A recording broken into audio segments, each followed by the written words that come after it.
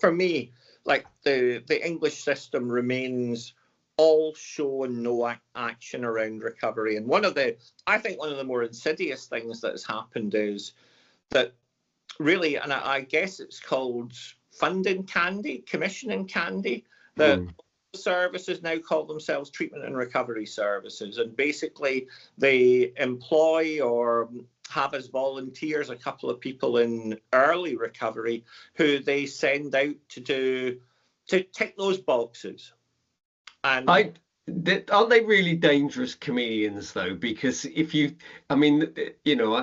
this is not to denigrate the individuals within, but when organizations will just continue to change their name to sweep up anything, and they, whatever they're called now, We Are With You or Change, Grow, Live, you might as well call your organization at that point in time anything you care to fund us for. I'm being a bit cynical, but... Oh, yeah. And it's like, when I worked in Australia, in the mental health recovery movement, they had a great term, which is spray on recovery. And basically... Okay, that's a good one. I like that. Yeah, that's a nice term. Yeah. The mental health worker, their door on the door, it now says recovery worker.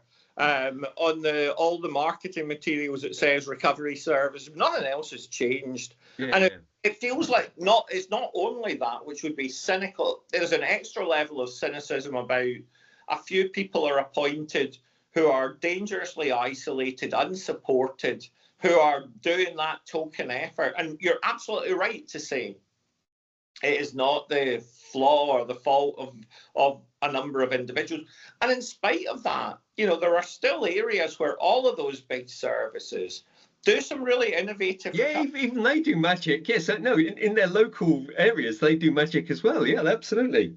But it's still that astonishing postcode lottery. And since the first Dame Carol Black review, and we've now had it numerous times, I got really optimistic and excited in England when the 2010 drug strategy came out, which made recovery very clear, talking about recovery champions, all that kind of stuff.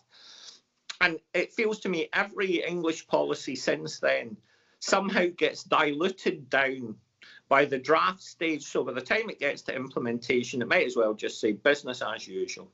And it feels to me like there's a whole series of people who have been apologists for essentially the maintenance of the status quo, including my former employers at the National Addiction Centre.